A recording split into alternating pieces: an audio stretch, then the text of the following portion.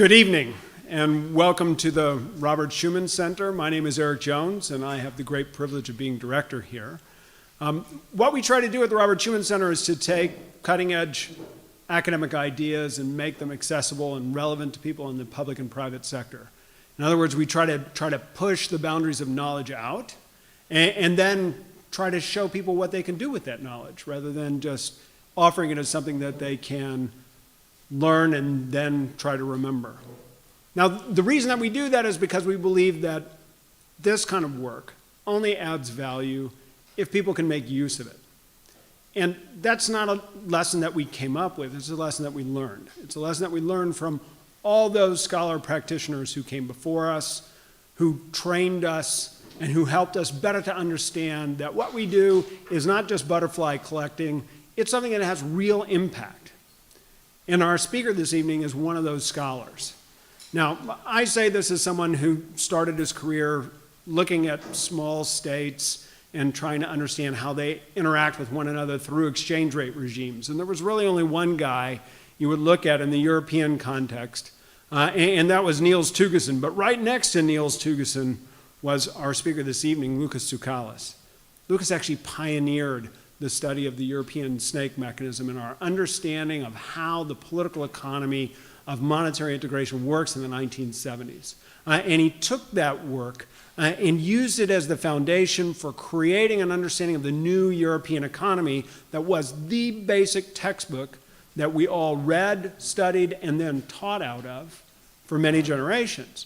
Now, what's interesting about that is that Loukas spent his time first in Oxford and then at St. Antony's, and then moving on back into Greece. And when he went back to Greece at Eliamap, he began to continue writing these bigger and bigger stories about how Europe works. And I remember that because I picked up this book, What Kind of Europe, in the middle of the first decade of this century, and was reading it for review. It's an unbelievably rich and compelling analysis of what European integration was and where it was going. And in that rich and compelling analysis, what I immediately realized is that this is unbelievably challenging for anyone as a citizen to appreciate, both in terms of how it operates and in terms of what are the stakes involved in getting it right. And in a series of works since then, Loukas has pushed that understanding further. Now, I know he's pushed it further because I, along the way, began to have to referee books for publication, and two books came across my transom at approximately the same time. One was a book called Is Europe Ready for the Big Leagues?, which is the book that we're actually going to talk about in the third iteration of its title tonight. The second iteration being the iteration under which it's published, Europe's Coming of Age. This is another one of those stories that helps us better to understand European integration, but magically that folds the story of European integration into the story of Loukas' own life and intellectual discovery. So it's a powerful book because it reveals for anyone who's studying Europe how the study of Europe and the development of Europe become intertwined. The other book that came across my transom, not from Polity, which I think is a rare exception for Loukas, but from his old publishing house, Oxford University Press, was a festschrift of articles on Loukas' impact on the leading lights in our scholarly community. And there is nothing that I could offer in introduction that would convince you more than reading that book and discovering just how influential Loukas' career has been in shaping not just our understanding, but the understanding of all of those who've continued to develop insight and wisdom about where the European Union is going, not just in academic terms, but in terms of practical application with the purpose, which is that to make the European Union a better construct, to promote European interests from all parts of the continent, and hopefully to make the world a better place. Of course, still a work in progress, and that's why we're so happy to have Loukas join us this evening to tell us whether Europe can actually become a political adult in a context where finding adults in the room has never been harder. So I hope you'll please join me in welcoming Professor Loukas Tsoukalis.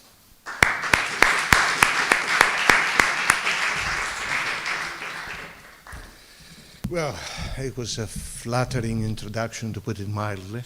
So I'm grateful. Thank you, Eric. Thank you for the invitation. Thank you for the introduction.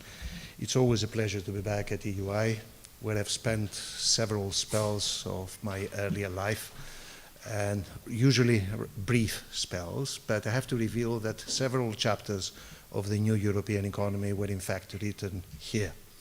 So it's always a pleasure to be back. Thank you so much. Now, as you mentioned, I published a book last month entitled Europe's Coming of Age. You revealed even the title before that. I changed my mind, and with the help of the editors. And the book is the most ambitious, the most political, and the most personal book I've written. It is most ambitious because what I try to do is, in the first part, go through some of the main turning points of European integration, interspersed with some personal experiences. When you grow old, you feel you are allowed to use even personal experiences to make a point.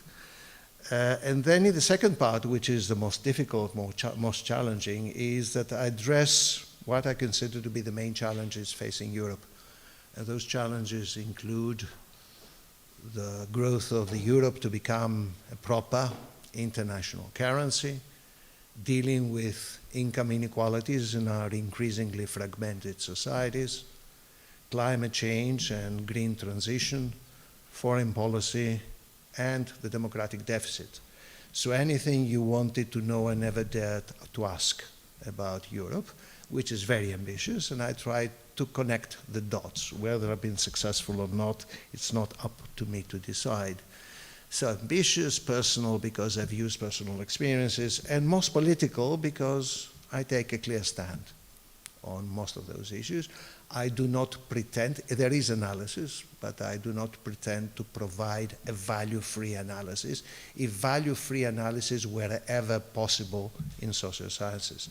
But I make no pretensions whatsoever. I take a very clear stance, and I warn the reader in advance in case people have very different views and decide not to bother reading on. Now, coming to the substance. If you look back over 70 years of this common European journey, of course, there have been many ups and downs, there have been many successes and failures, but what really stands out is a remarkable and continuing expansion in terms of both functions and members. So over 70 years, this is really what stands out. Surely there have been failures, surely there have been many downs, but the project keeps growing, and it keeps growing both in terms of membership and in terms of what it does. And there can be many different explanations as to why it keeps growing. The old functionalists would talk about the nature of economic integration. You start with one bit, then you are forced to deepen integration. You start with tariff barriers, then you move on to non-tariff barriers, and then you start talking about level playing fields, and then you start talking about compensating losers, and so on and so forth. So there is a cumulative logic in economic integration, but certainly there's nothing automatic about it. We know that from experience. Lawyers would talk about a legal construction which the European Court of Justice, in its rather, if I may say so, imperialist interpretation, keeps on expanding. But I think that looking back, what really stands out is the thing that has shaped European integration, and this should not come as a surprise to anybody, is events. The unexpected is what Harold Macmillan once said when he was asked what is the most important factor in politics, and he said, events, my dear boy, events. And just a few examples, rather obvious. It is the fall of the Berlin Wall and the disintegration of the Soviet Empire that led to economic and monetary union and big bang enlargements. It is the financial crisis that turned into an existential crisis of the euro that led to a still incomplete banking union and the creation of a European Monetary Fund.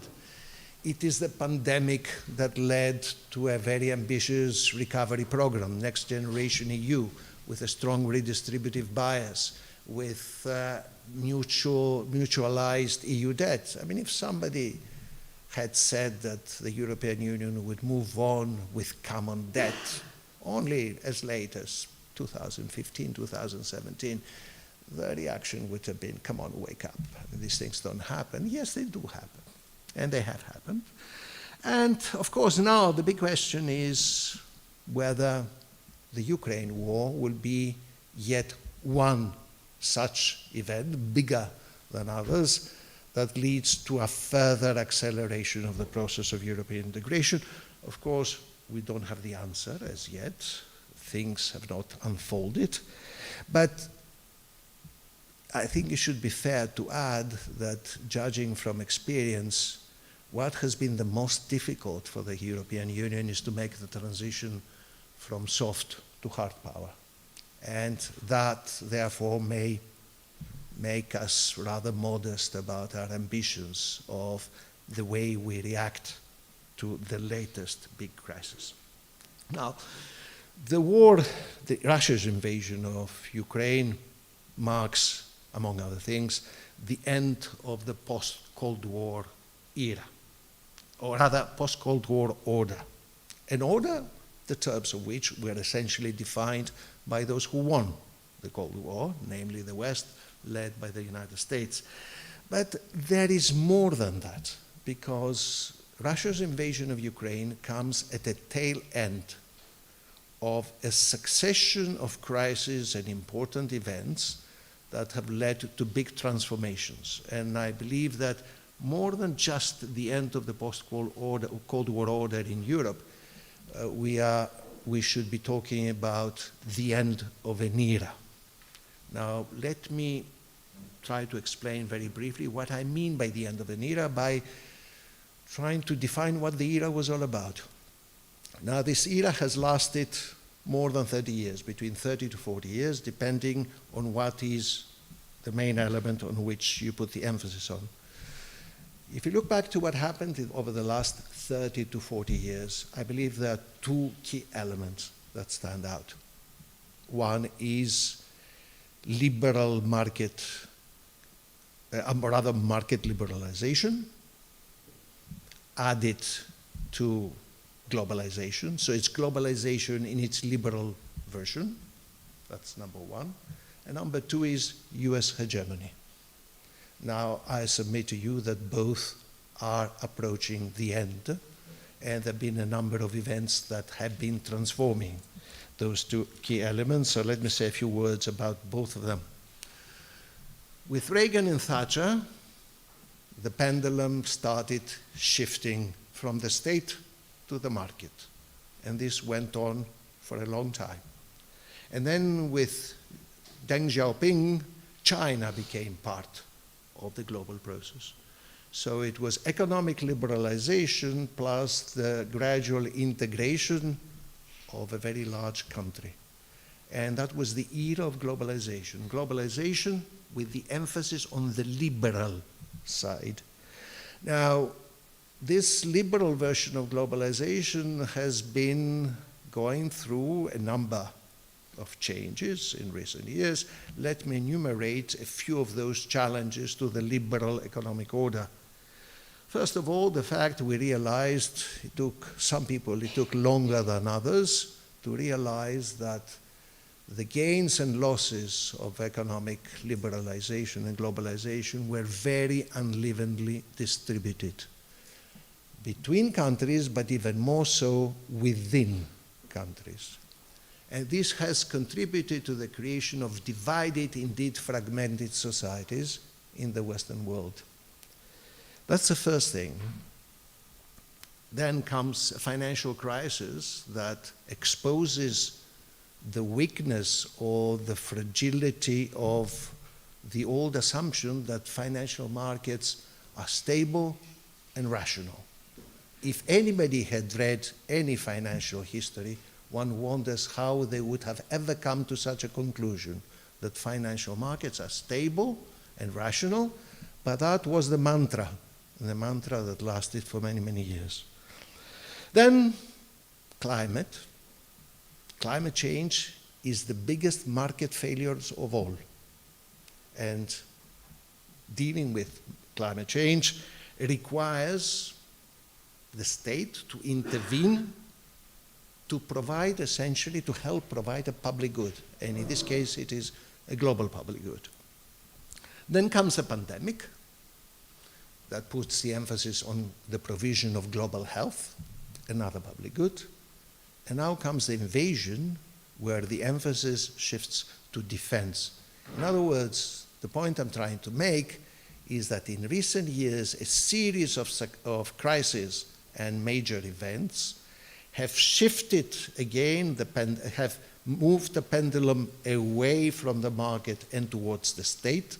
The state is coming back essentially to do two things: to protect citizens in fragmented societies and to provide public goods. So this is one element of the two of the latest period that's changing fast. The other is US hegemony. The unipolar moment, as referred to by international relations experts, has lasted for about more than 30 years. It starts with the disintegration of the Soviet Empire, the end of the Cold War in Europe, and the emergence of the United States as the only superpower. The huge difference between the United States and everybody else. This again has been changing. Globalization, economic globalization, has contributed much to this change, because economic globalization, among other things, has allowed the emergence of an economic superpower, China. What has happened in China in the last 40 years has absolutely no precedent in international history. I mean, change from rags to technological superpower in 40 years, this is an achievement. So it is capitalism with a Communist Party. I remember a conversation I had more than 20 years back with a guy in Beijing who was the head of the international relations think tank of the Communist Party of China. And we had a long conversation. He must have smoked about 20 cigarettes in the process. He had a PhD from Harvard. And the two things that he told me, which I still remember, and in fact I quote in the book. One, I asked him, what does he think is the main challenge facing China 20 years back? And he said, the growth of economic inequalities. And this is the major challenge to the political system. Remember that the present president, this is one of the priorities of the Chinese leadership today, is to deal with economic inequalities in China. And then the other thing, which was revealing, I said, why is it that the Russians didn't have a successful transition to the market economy, and you Chinese have done it so well? Oh, it's very simple. I said, oh, why is it simple? Oh, I said, come on. I mean, the Russians moved straight from feudalism to communism. They never had any experience of the market, while we Chinese, says the Chinese Communist Party official, the market is part of our DNA, which I thought was an unbelievable statement, but he said it as a matter of fact. And it is true. I mean, if you have traveled in Asia, in most Asian countries, the merchant class consists largely of Chinese people. You go to Indonesia, you go to the Philippines, you go to Singapore, you go to Vietnam, they're Chinese, and they've been there for centuries. Now, China has emerged as an economic superpower, and economic superpower at some point of time translates into a political superpower and a military superpower, although still the difference between China and the United States is huge. I mean, people are talking about the assertion of Chinese military might. Well, I looked at the figures, and I have it in the book. The latest figures I saw was US expenditure on armaments represented 39% of global expenditure on armaments. 39%. The Chinese were 13%, so 1/3. France and the UK, the top European countries, about 3% of the global. Okay, so China is emerging. Still there's a big difference, big gap between the United States and China in terms of military might, but the relationship is changing. But there are other things as well. The United States has become increasingly an unhappy country with the multilateral order it had itself shaped. As a result of that multilateral order and economic globalization, partly as a result of that, and partly as a result of domestic economic policies and especially taxation, the United States is one of the most unequal societies in the Western world. And it is also perhaps the most polarized society in the Western world.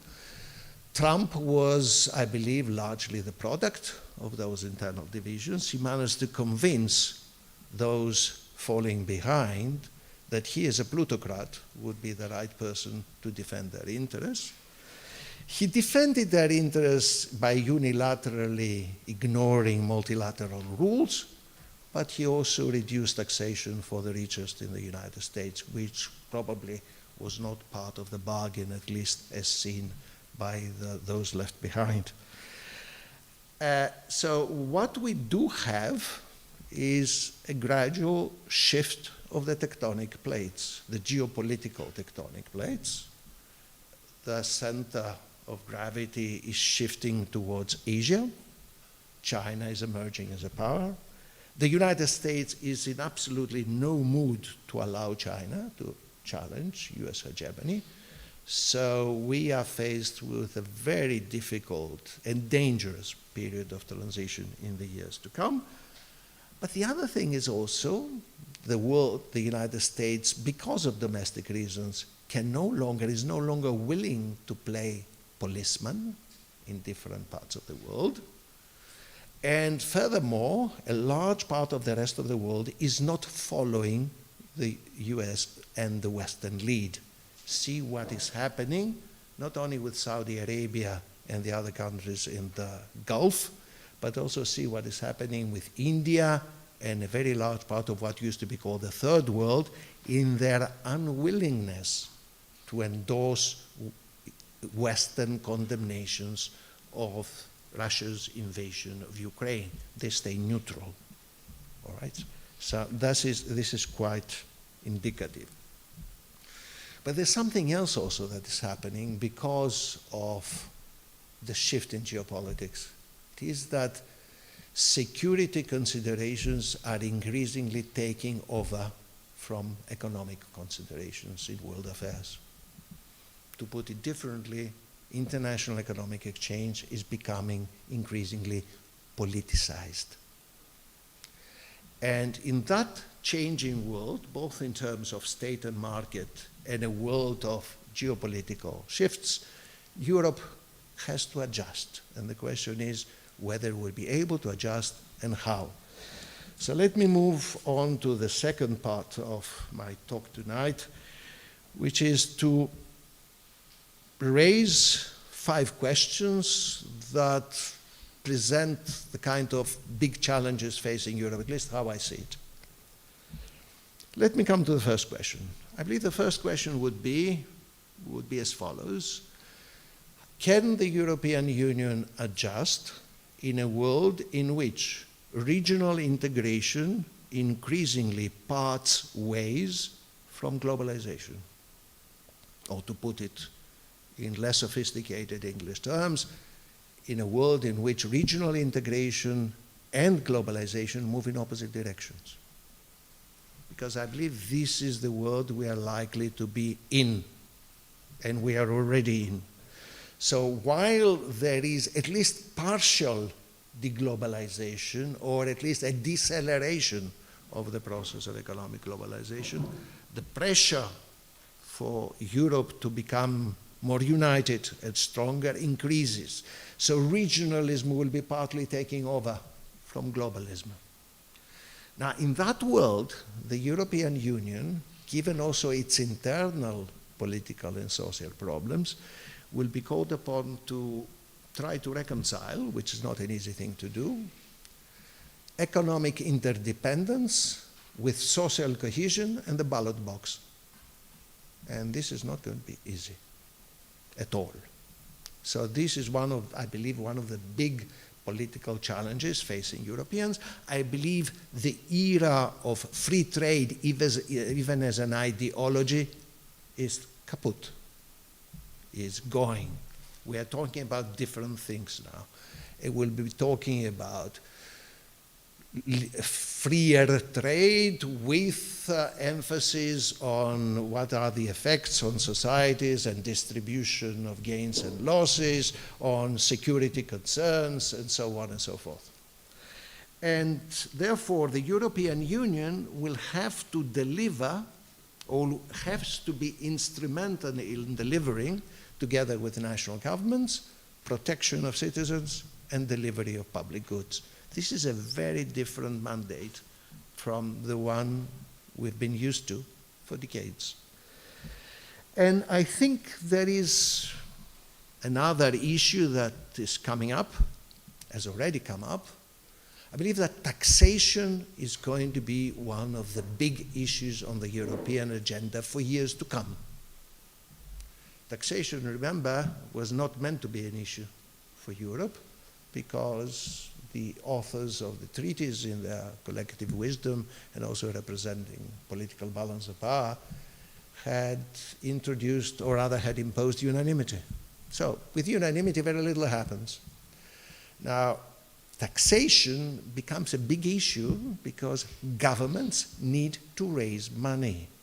The pressure on governments to increase expenditure to deliver public goods is there and it is strong.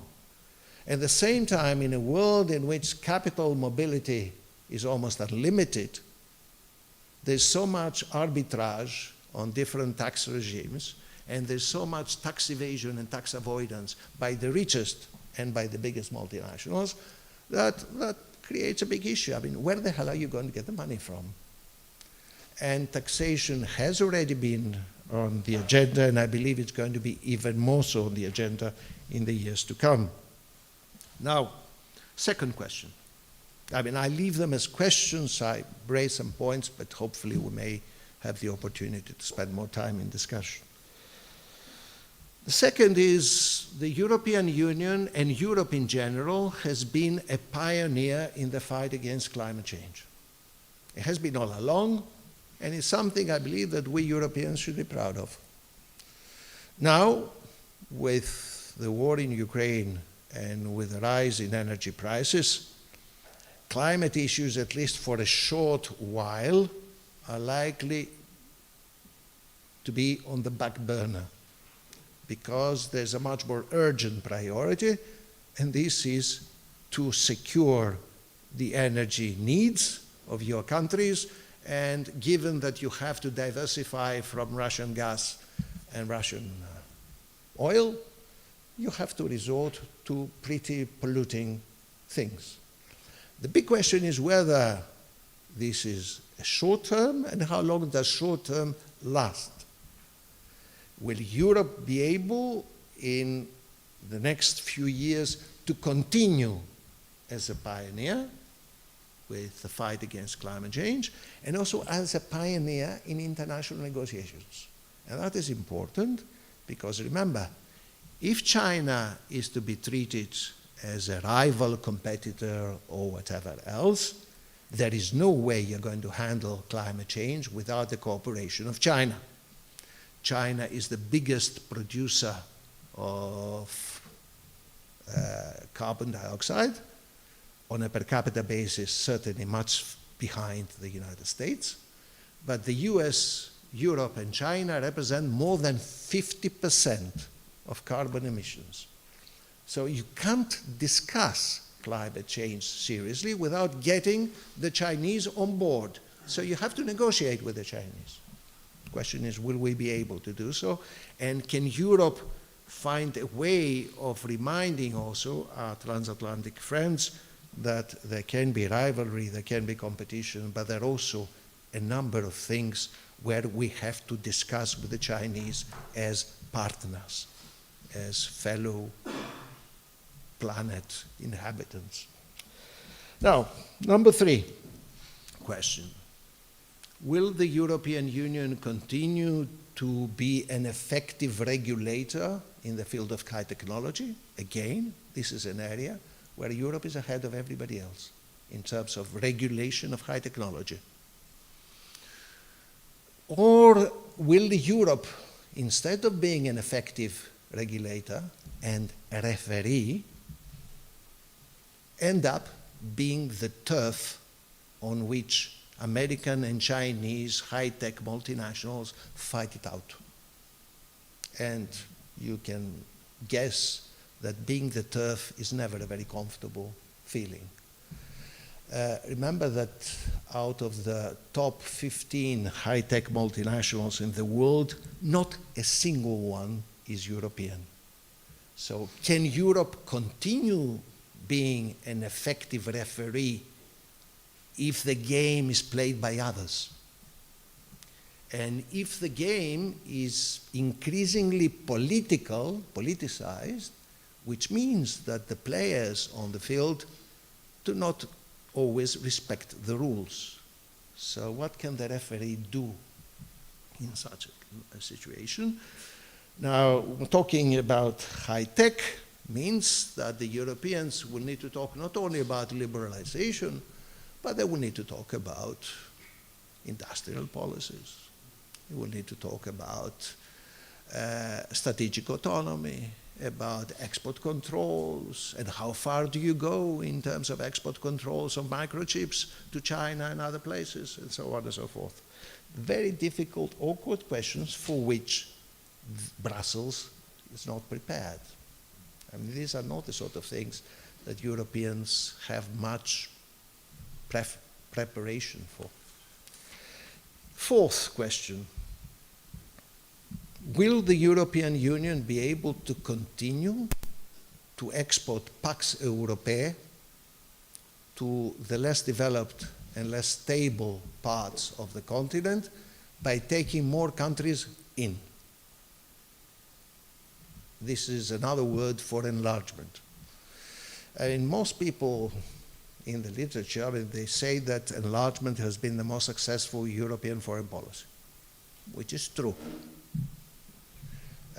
Since the EU is not hard power, its most efficient soft power is by taking countries in and socializing them in the process, and therefore exporting democracy, modernization, and rule of law to other countries, less fortunate in the past.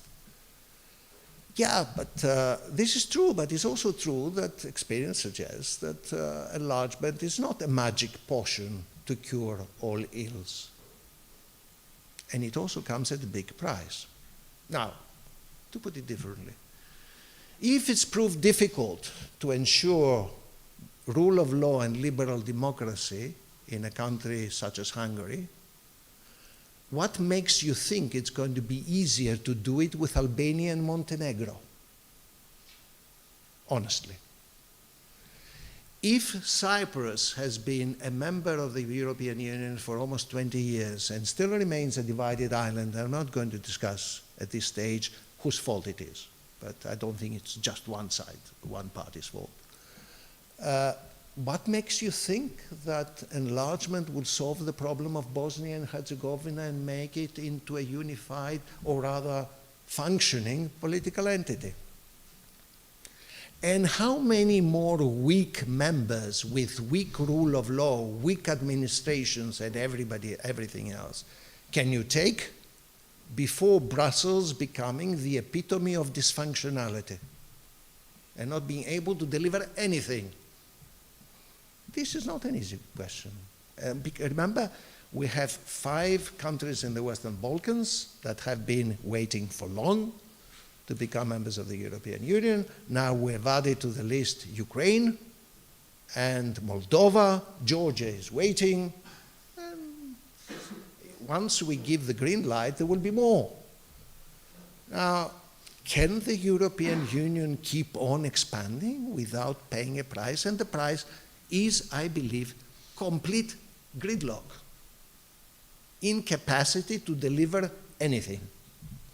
So enlargement for me would make sense if you have a stronger political center, if you spend more money, and if you also adopt a more graduated approach to membership. So you start negotiating, let's say, with a country like Albania. If you reach a proper agreement, they can adopt a acquis communautaire in an area. You start by integrating them in that area. So membership is no longer everything or nothing. There can be things in between. So let's say, why don't you start at some stage Erasmus for some of those countries and move on to other things. That can also make being in the waiting room more fun for those who may have to wait for very long. If we want to be honest and not hypocritical about how we approach enlargement. And then I come to my most difficult question, which is, can the EU become a geopolitical power? And a geopolitical power that thinks and acts strategically and makes the transition gradually from a peace project to also a peace project that has a hard power element next to it, which means, in other words, foreign policy, defense policy. This is going to be the most difficult because experience also tells us this has been the most difficult thing, or rather the thing where Europe has not succeeded. Right? I mean, it's been mostly a failure until now. And this is the most difficult, and I believe also the most important, because in a world in which the geopolitical tectonic plates are shifting, in a world in which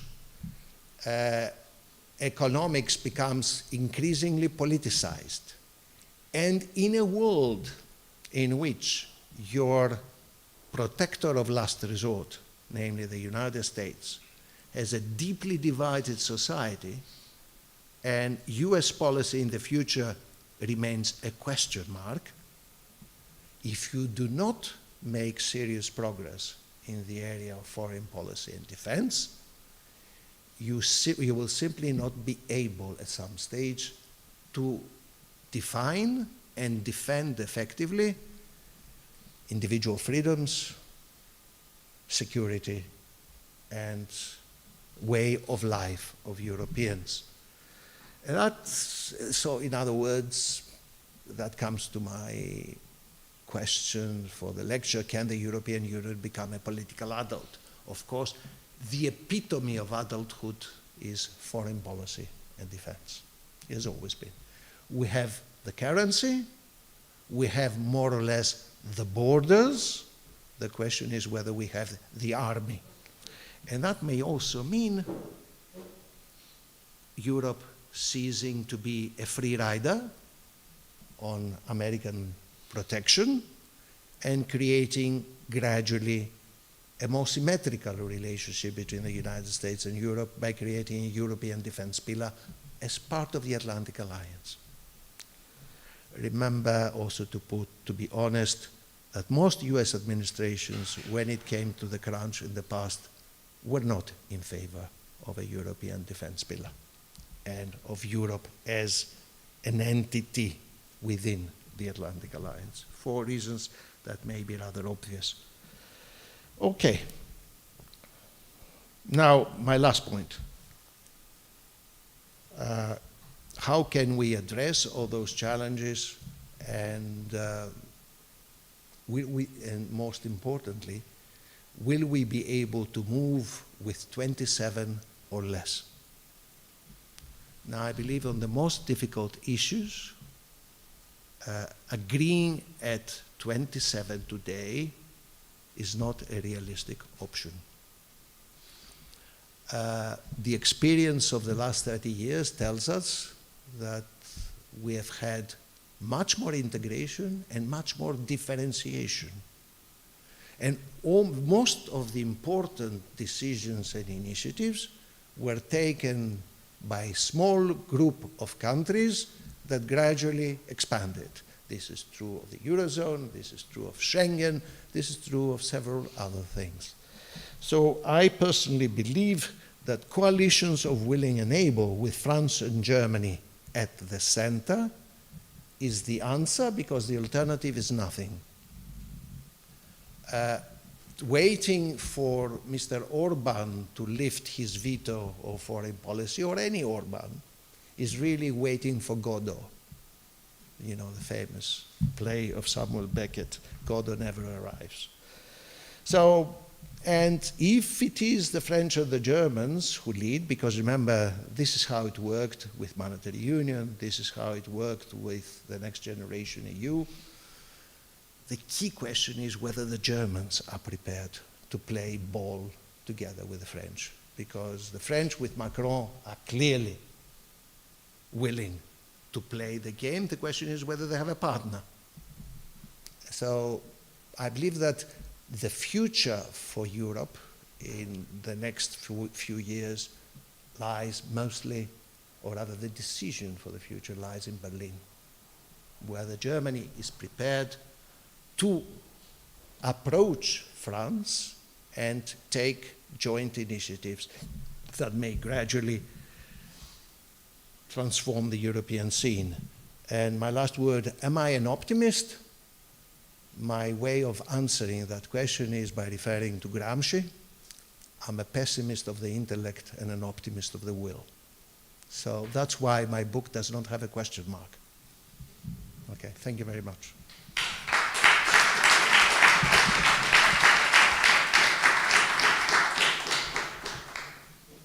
Shall I?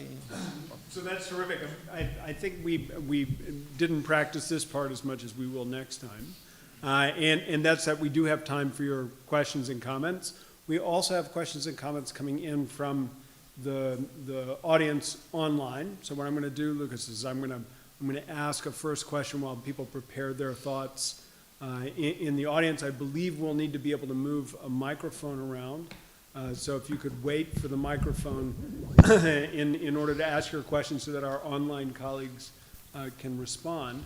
But I wanted to touch this issue about how France needs a partner, and that partner needs to be Germany, because we have a situation right now where France has a partner in Italy, but it's unable to act in that kind of partner way because of divisions within France's own political system, divisions dealing with arguably one of the most important issues of the day, and that's migration.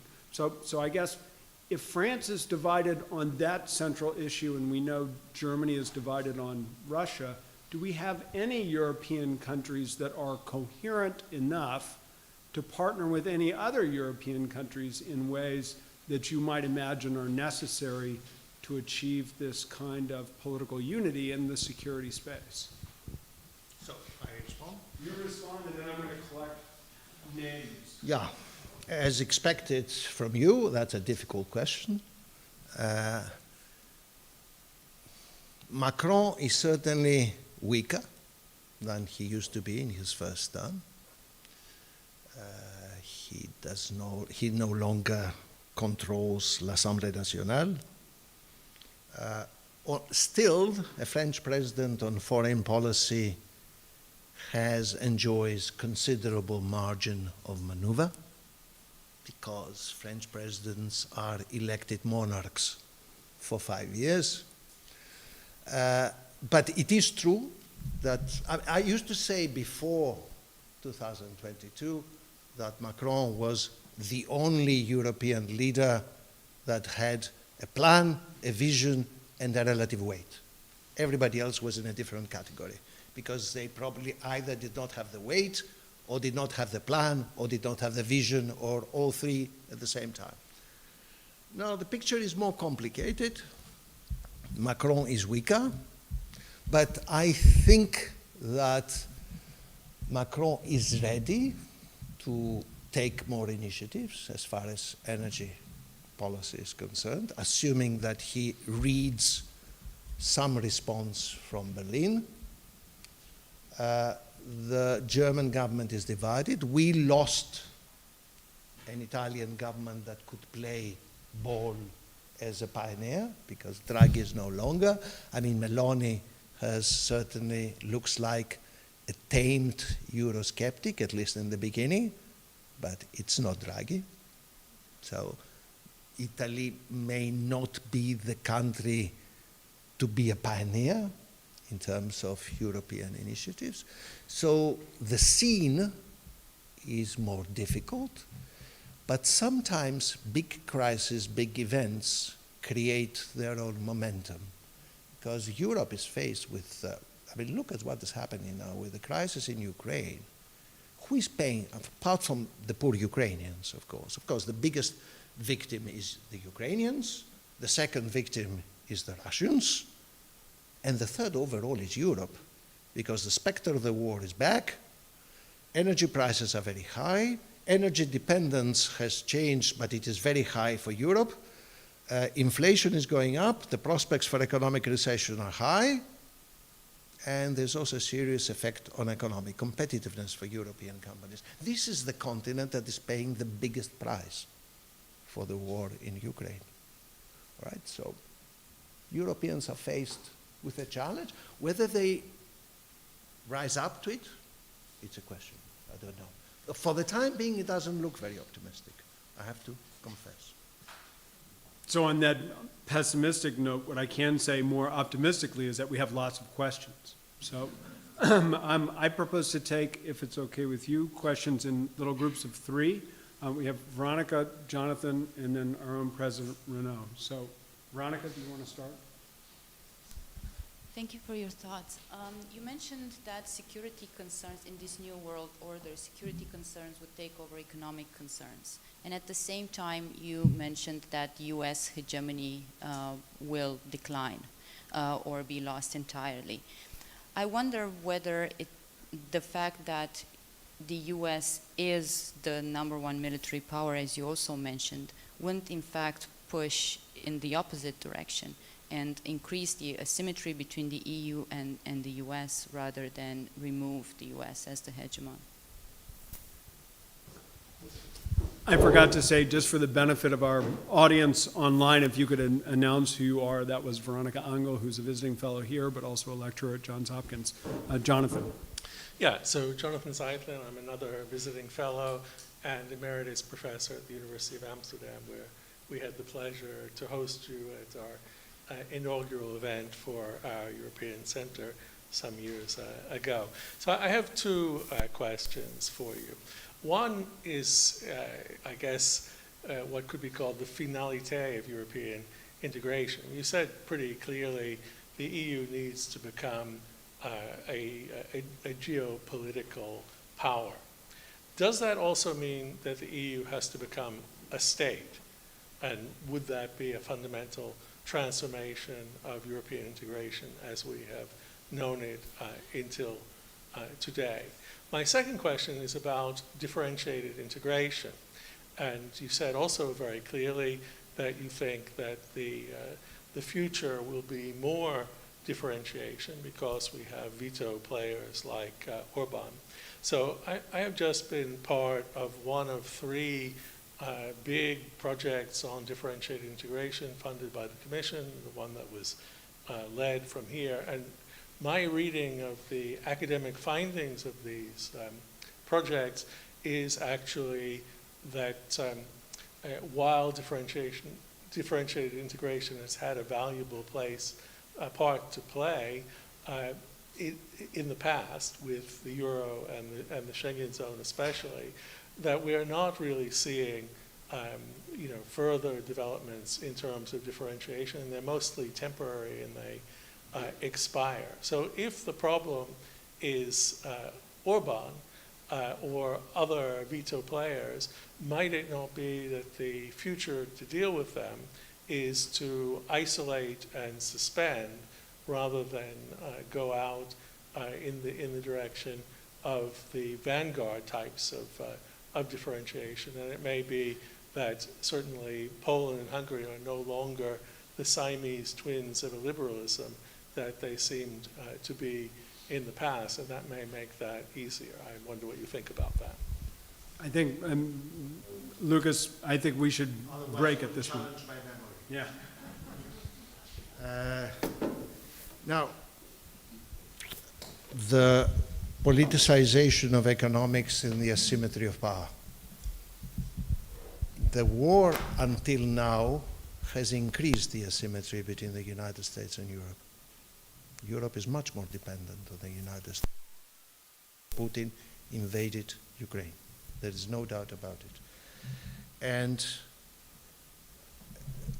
to be honest, I mean, Europeans are already faced and will be faced even more so in the years to come with extremely awkward questions.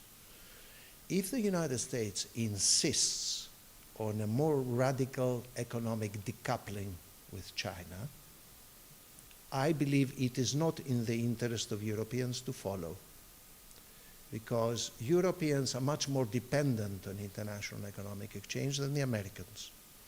If you simply take exports of goods and services as a percentage of GDP, openness of European economy is about the same as that of China, and the US is about half of that.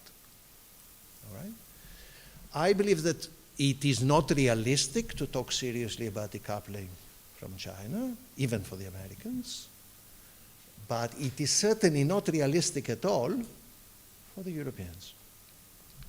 So and the trouble is that China seems to be one of the few things that unites Americans across party divisions.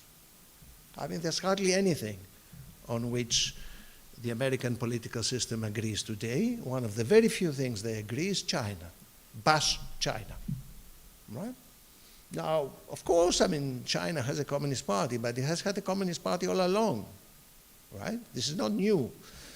Has the present president been so different from the past? I'm not sure. I'm not convinced about that. So we have discovered all the ills of the Chinese political system suddenly after 30 years? Or is it simply because the rise of China is changing the balance of power? And some people are not prepared to accept a more multipolar world. Now, therefore, Europe has been faced with extremely awkward questions about Huawei, but there will be more Huaweis in the years to come.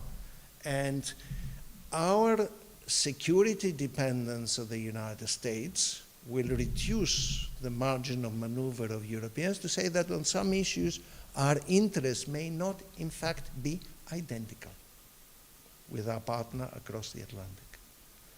And that's one reason I'm arguing in favor of a more symmetrical relationship within the Atlantic Alliance.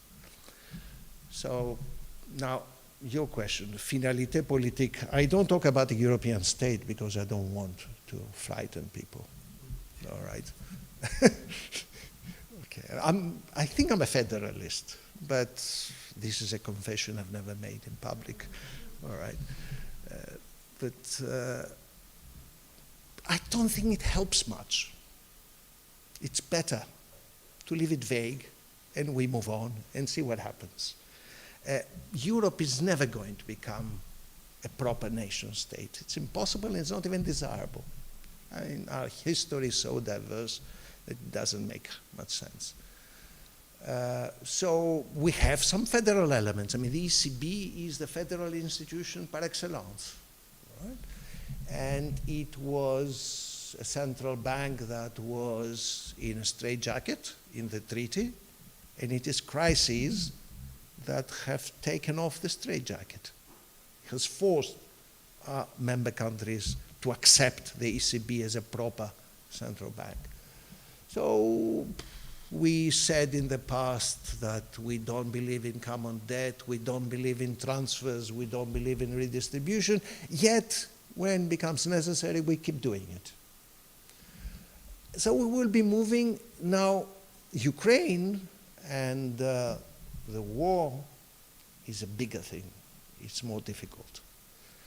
I think we should be talking about closer European defense cooperation. The Germans have made a big difference because now suddenly they discovered that the triptych of German policy is no longer possible, namely you free ride on American security, you have a privileged energy relationship with Russia, and you are the biggest exporter to China, which was the triptych of German policy. This is no longer possible, so they're going to increase their spending on defense.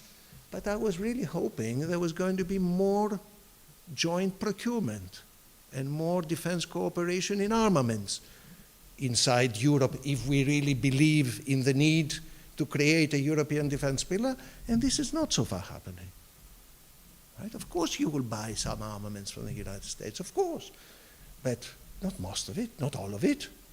Because what are the medium long-term implications? And what will Europe do if there is a clone of Trump that comes to power in Washington in 2 years' time? How will they handle it? And we just, sit and pray that these things don't happen? They've already happened once. And judging from opinion polls, this is not a wild possibility. Now, differentiation. Yes, I'm aware of those studies, but still, take Schengen and Eurozone. These are the best examples of differentiated integration, and they are pretty successful. We started Schengen with 5, and we have, I think, 26. We started the Eurozone with 11, we now have 19. So as long as you keep the door open, that's crucial. Because differentiated integration as a form of the privileged few that close the door for everybody else is not a desirable, because that would be a radical change of the process of integration. But with the door open, but we don't have any, it's not only Orban. I'll give you an example from my own country. Greece, for a variety of reasons, including geography. If you look at geography, you understand why Greeks have the position they have on several foreign policy issues, talks all the time about common European foreign policy. Yet you ask the Ministry of Foreign Affairs, then they say they want to retain the veto. Are we serious? You either want a common European foreign policy or you don't talk about veto rights. And I asked them, why do we need veto rights? If you can't convince even 3 or 4 countries out of the 27 that we are right on something, there must be something wrong with us. All right.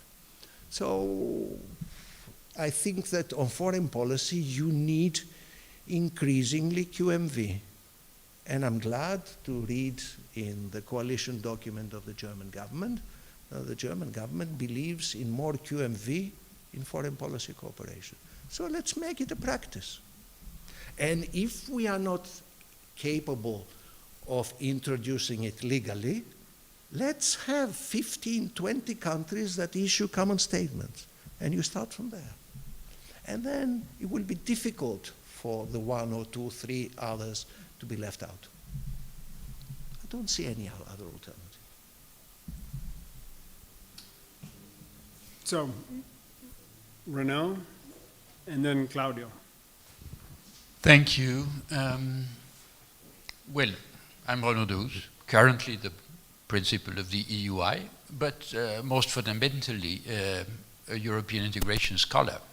And in that capacity, very happy, dear Loukas, to have had the opportunity to attend such a brilliant presentation. Now, I'd like to make 3 quick remarks. I think they're more remarks than questions, but maybe they will invite you to some reaction. The first one is to say that I was struck while listening to you by one thing, which is that the topic is Europe, but 2/3 of the presentation are about the global context. And that per se conveys a very forceful message, which is that Europe is what it is and will probably continue to evolve largely in relation or in reaction to developments outside of its own borders.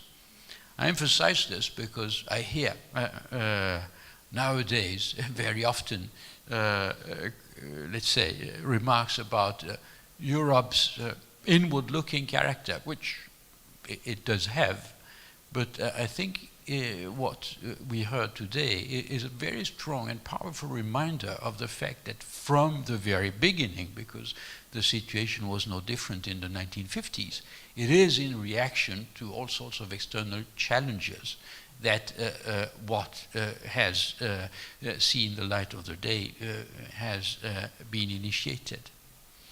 Now, built into this first remark is a second remark, namely, it seems to me that you have responded to the somewhat rhetorical question you've asked in your introduction, namely, what is it that accounts for the changes that we have witnessed since the launching of the European project?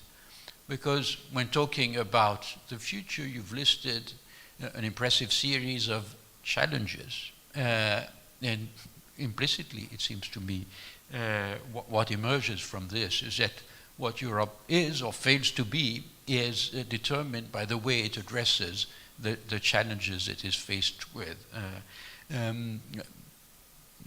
Maybe it should be spelled out very explicitly, because it will make it easier for you to not to answer Jonathan's question, amongst other things. And finally, following this functionalist logic, I'm tempted to tease you a bit and say, well, maybe it would be nice to add one chapter or a sequel to that book, which is, what if we don't? That is to say, what will happen of Europe if it fails to respond to the impressive list of challenges that you enumerated? Then the question will not perhaps be of its statehood, but of its ability and that of its member countries to defend their common destiny. But it would be nice to try and imagine, in a kind of science fiction exercise, how things could be like if we fail to address adequately all these challenges. Thank you. Loukas, I think we have a memory issue here again. Yeah. Well, thank you, Renaud, very much. There's nothing really to disagree with. Of course, I mean, Europe is a very small, diverse continent of people whose numbers are declining and the population is aging. Okay? Both are happening. So we start being small and we are becoming smaller fast because of demography, because the rest of the world is rising, is growing faster than us, which is nothing wrong. And Europe, I remember an interesting concept introduced by Ivan Krastev, who said Europeans have ceased to become missionaries and they should become monks to protect their own values within their monastery. Okay? It's an interesting, well, forgetting being missionaries is already progress, because missionaries meant imperialism, essentially, in the rest of the world. Now, monks in a secluded monastery is not really an option, because many of the challenges are global, as you very rightly pointed out, but also because most of our neighborhood is totally different from the kind of world that monks in a secluded monastery would like to have. If you look at the map, the neighborhood of Europe, and you start from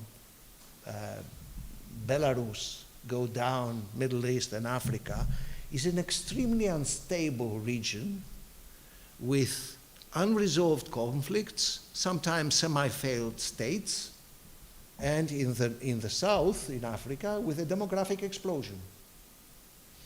And this is not a world that monks in a secluded monastery want to be, because the neighbors next door don't believe in that and will not allow you to be like that.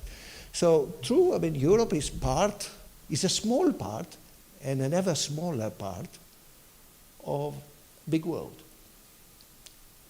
So that's the first point, and I fully agree with you. Now, shall I add a chapter where I describe what's going to happen if we fail? I only have well, I have a sentence at the end of the book which says, if we fail, we will end up as frustrated spectators that watch history pass us by, but even worse, we will not only marginalized, but unable to defend individual freedoms and our security and our way of life. It's clear to me. And perhaps with lack of modesty, remember that Europe is the part of the world that is most advanced in terms of individual freedoms, democracy, of course with exceptions, inclusive societies, and sustainable development. It's the most advanced part of the world. Now, this is something to be proud of. But you cannot defend that acquis if you simply pretend that it's going to be soft power. I mean, Europe became successful as a trade and regulatory superpower, having delegated its security to the protector of last resort, which is the United States. This is no longer a feasible proposition, because the protector of last resort will not allow you to continue doing that, being a free rider, and also because your protector of last resort may not be the benign protector that you thought you had in the past. So I think I can easily paint gloomy scenarios of what failure will mean. And at this stage of my life, I don't want to start investing too much time in gloomy scenarios because it will affect my psychology, so I don't want to do that. Thank you, Reno. Claudio. Thank you. I'm Claudio Rodelli. I'm a professor at the School of Transnational Governance. I want to apologize because I'll ask the question and listen to your answer, but then I have to go. But that will not be because of your answer to my question. You're not voting with your feet. I will be very short. I have a question about the logic of your argument. The logic seems to me that in order to address the 5 challenges, the EU has to become a state. Because when you talk about taxation, when you talk about foreign policy, security policy, armaments, you are very close to thinking along the lines of the state. Yet, you just said that you don't want the EU to become a state. And I wonder whether we think about the power, efficacy, efficiency of the EU always narrowly in terms of state-centric powers and force, which was, some of us were here when Nino Maione taught the EU. I always said, don't think of the EU in state-morphic terms, like extending the morphology of the state to the EU.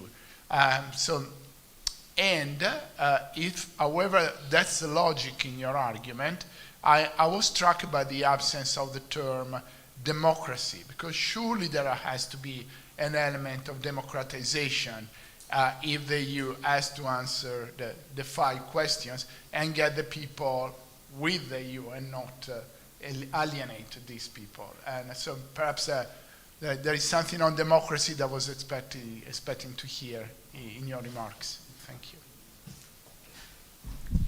Claudio, do I have time to take another question before you leave? Yes.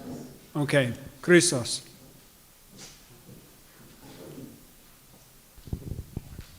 I'm Christos Vasikopoulos. I'm a visiting fellow here. Many thanks for another thoughtful and thought-provoking talk. A similar, linked to the point question, taking into account that you raised the advantage of the need for taxation and industrial policy and so forth, and also taking into account that beyond the US, within the EU, there might be polarizations across the EU and within member states, pointing to democracy. How do you view the further steps that need to be taken in order for the fiscal union to be completed and for the EU to acquire an industrial policy if it is feasible? Thank you very much. So let me defend my non-state approach. Of course, I mean, the moment you talk about taxation, you think of a state. And I think in Europe today, we need to reverse the old slogan of American revolutionaries who said, no taxation without representation. We should say no representation without taxation. Okay? Now, but I'm not talking about an EU state taxing citizens in the same way that nation states do. I can give you two examples. Where can the EU be useful? It can be useful in helping national governments to deal with the problem of tax evasion and tax avoidance, and dealing, for example, with multinationals. Because the European Union has the bargaining power that individual governments do not have. But the money will go, almost all of it, if all of it, to national governments.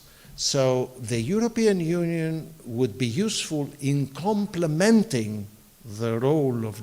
I don't believe it is a zero-sum game. I believe that it is a positive sum or a complementary function. So I'm not talking about a large fiscal capacity of the European Union. It's neither desirable and politically off completely. I mean, there's no way we can do that. But I do believe that the Union can help in handling the problem of arbitrage.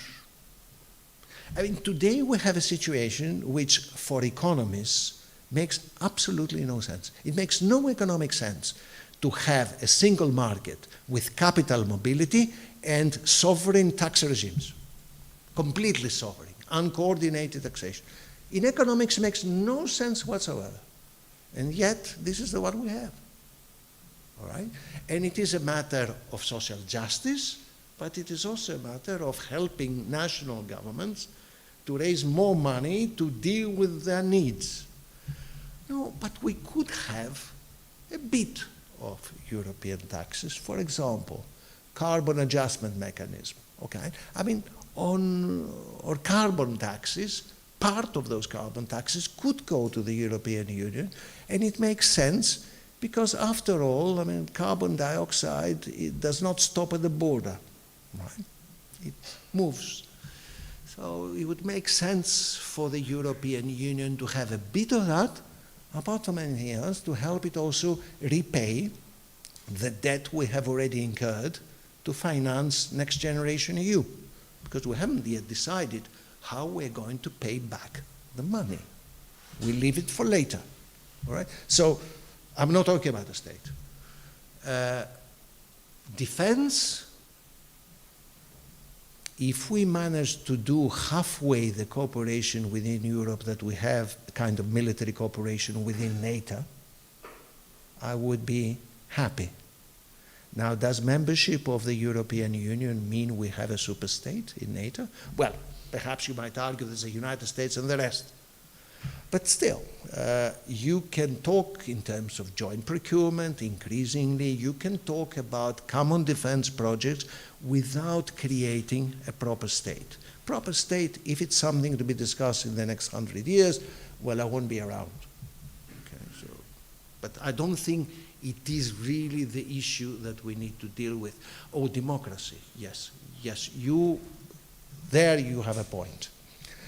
In my book, I have a chapter on the democratic deficit, so this is, but it is true that I have not said anything in my lecture, and that is an omission.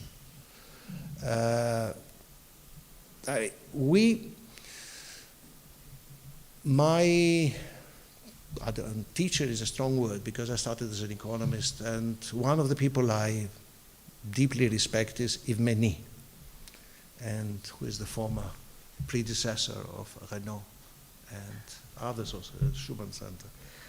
I think that the democratic deficit of the European Union is only partly the result of a transfer of power without adequate political legitimacy, and it is partly also simply the shift from parliamentary democracy to the executive order.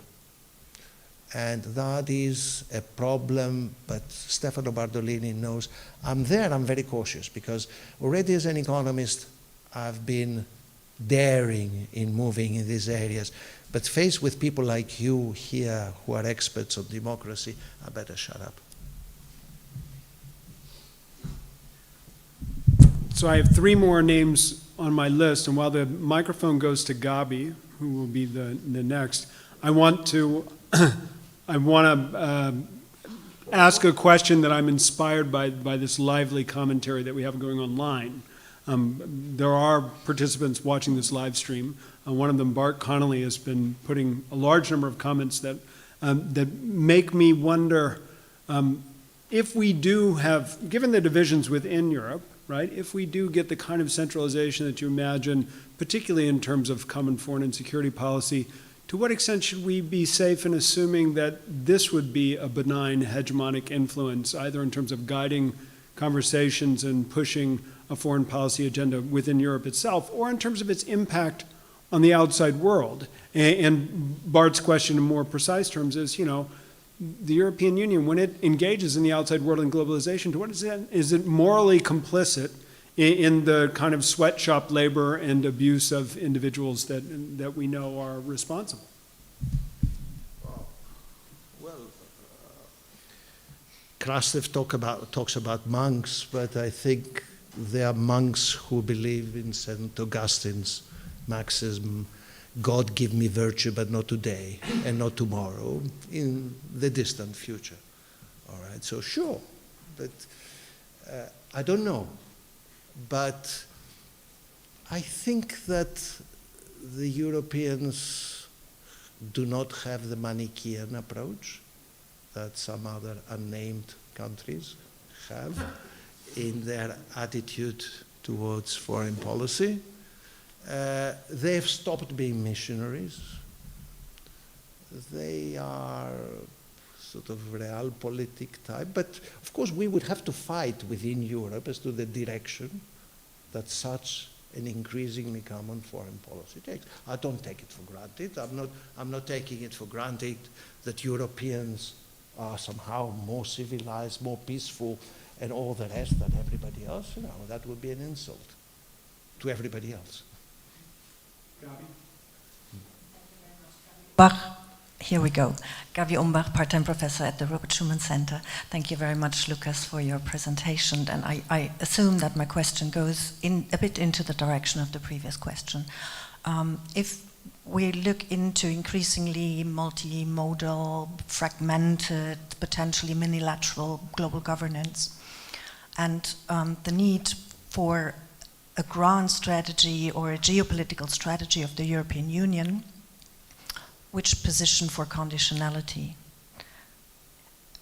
within European foreign policy. So we will have to turn to what Biskup says is the dirty deals, as we see now in energy security, as tools for European foreign policy.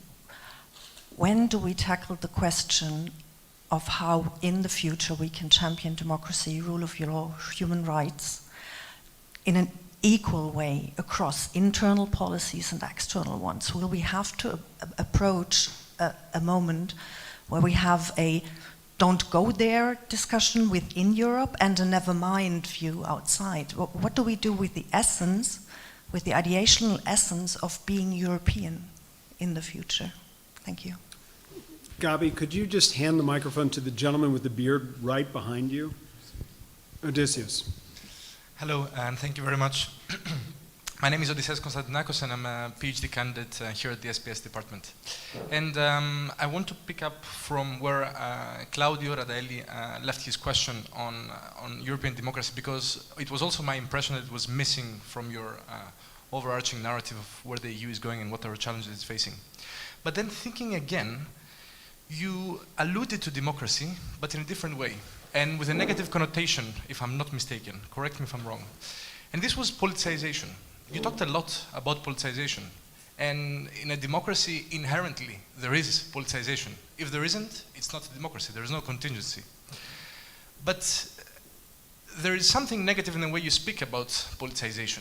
And I'm guessing because the EU doesn't know what to do with politicization. It has been a depoliticized project that suddenly has to deal with very intense political pressures from the bottom up. So please elaborate a bit more on this politicization dynamic that we're seeing in the EU, and maybe whether we can kind of diffuse it in a positive direction to rejuvenate the European project. Thank you. Thank you for these questions, and especially the last one enables me or forces me to make a correction. What I mean by politicization of international economic exchange is really the weaponization of international economic exchange, is using economic interdependence as a weapon for political purposes, right?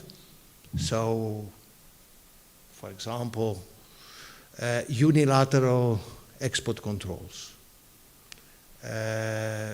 using your role in international finance as a way of forcing other countries to conform with your foreign policy priorities.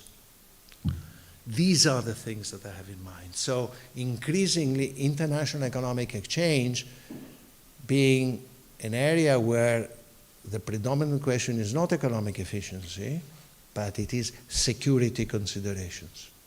Okay? So that's what I meant by politicization. Otherwise, I'm fully with you. I don't believe in free trade as a mantra that should not be allowed to be politicized. Okay?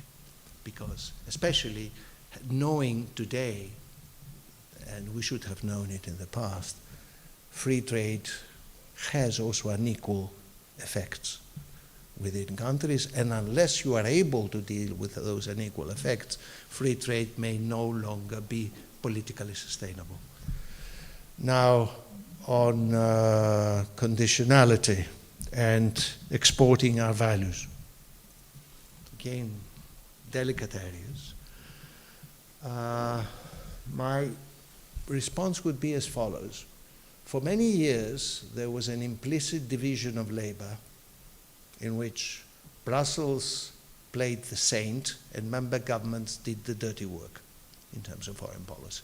So Brussels talked about human rights, about democracy, its projects and so on, and individual chancellors in member countries had to do the dirty realpolitik. This is becoming more difficult with time. Of course we have our values to defend, but to have a foreign policy towards China that talks mostly about democracy and human rights and hoping that you are actually going to export your values to China it really doesn't lead you very far. And in fact, it can boomerang. It can lead to governments in those countries taking even more suppressive measures in handling what they pretend to be a foreign interference. So let us accept, we should have our values and we should try to defend them as much as possible. But I am honestly not a defender of dividing the world between democracies and authoritarian regimes. It doesn't help me. It doesn't help us very much. And also, especially because we also have to deal with some pretty unpleasant partners who are not the best examples of democracy on our own camp. Okay. So this sounds more realpolitik, perhaps, but yes, it's going to be a difficult way of trying to reconcile values with realpolitik in a world which is becoming increasingly multipolar and an anarchic world also. It's becoming more Hobbesian. Yeah, and this is dangerous. Okay, we have two final questions, and it's going to start with Tomasz and then go to Calypso, and then we'll allow you to wrap up. Tomasz?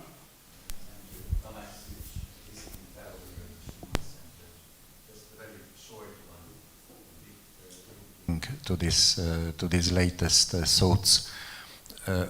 You haven't mentioned the soft power, or you just made a small reference to soft power. There has been a growing cause to use soft power to integrate into EU's foreign policy as another tool, soft power.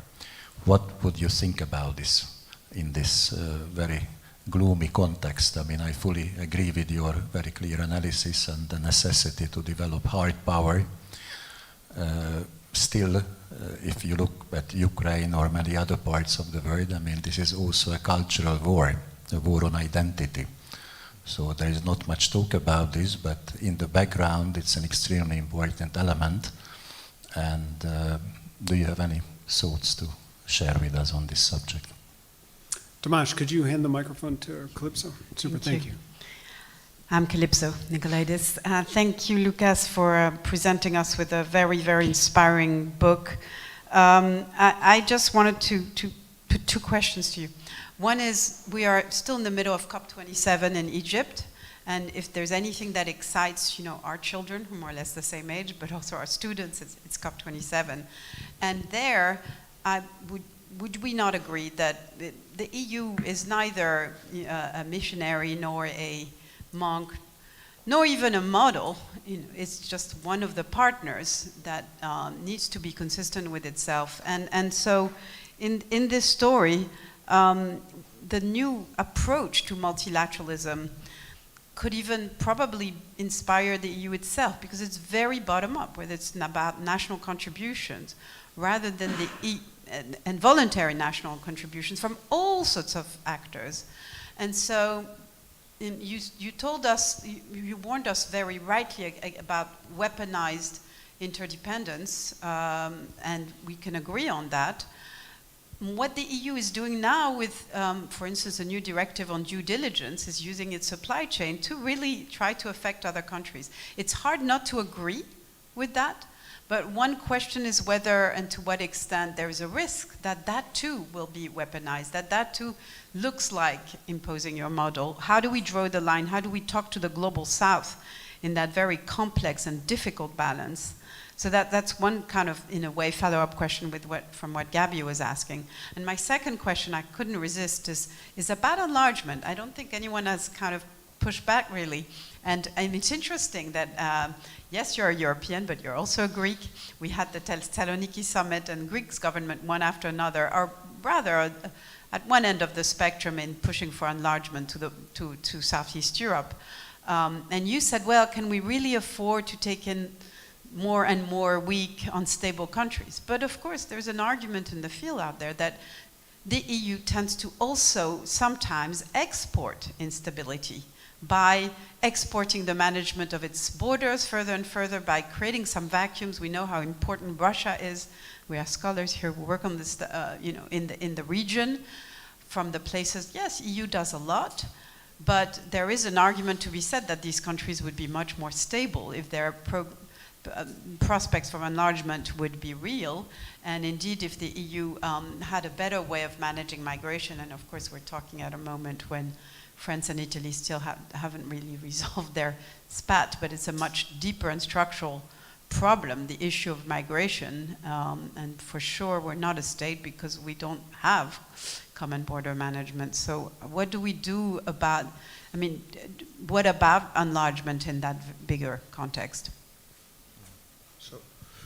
So let me start with the last. And Tomasz, if I forget something from your question, please intervene again. Now, until now, in our enlargement negotiations with the Western Balkans, we have pretended all along that we negotiate for accession, and they pretend to reform. This is really my summary of what has been happening in the last 10 years. There's very little progress in terms of domestic reforms. These countries are very far from, all of them, but in different degrees, from ever being able to meet the basic criteria for accession. And there is enlargement fatigue in Europe. Like it or not, it's a fact of life. Especially your half-country that you know best, France. So therefore, the position I take is we cannot afford and we should not forget these countries. Certainly we should not forget Ukraine whenever the war ends. We should not forget Moldova, but also recognize that if we are talking about membership requirements, these countries would take a very long time, many years, before they meet those requirements.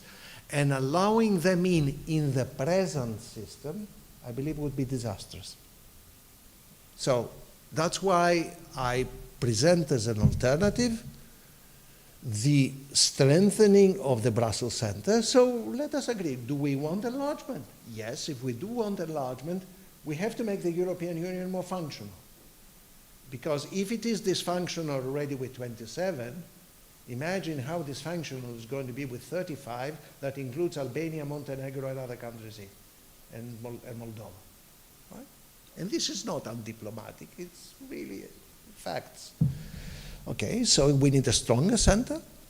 We need to make the difference between membership and candidate less big by integrating them partially, integrate them also even in the system increasingly, make them, socialize them, not simply as candidates, but try to make concrete progress in certain areas and bring them in. That will make a difference. And accept also that in the end it's going to be graduated membership. And this may be a long process. But those who tell me that they want enlargement unlimited without internal reforms, they are not interested in the European project.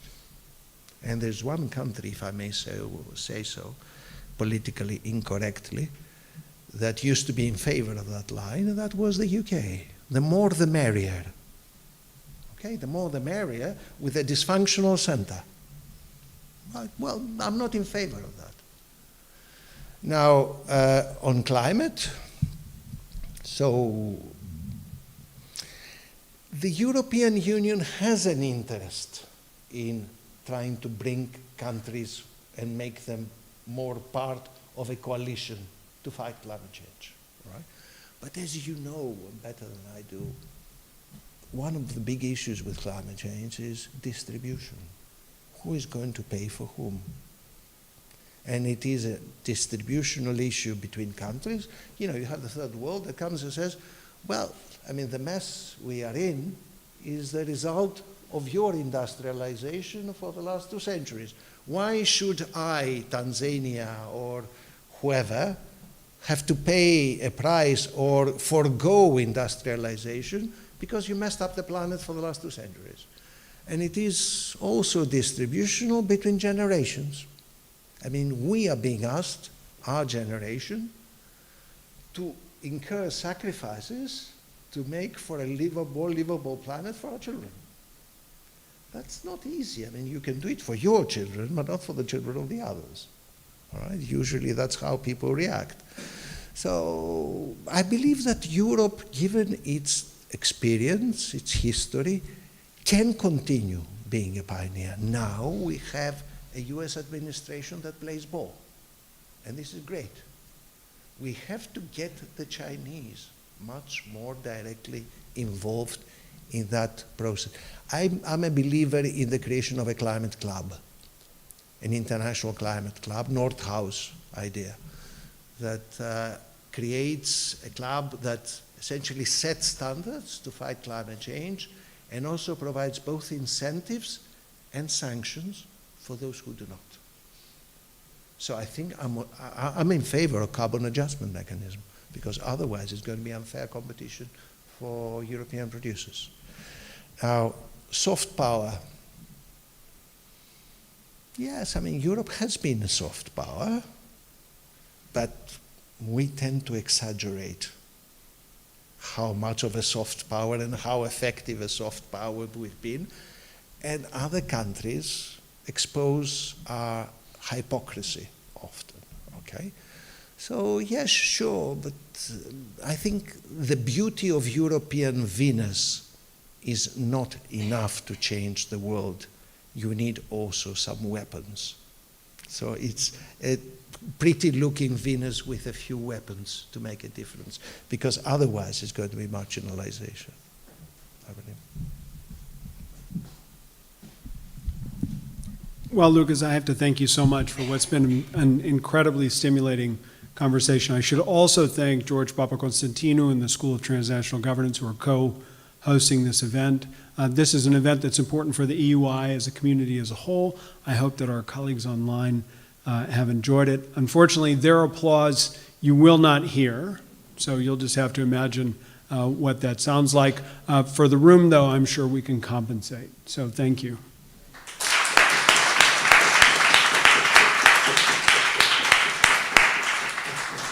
Really terrific.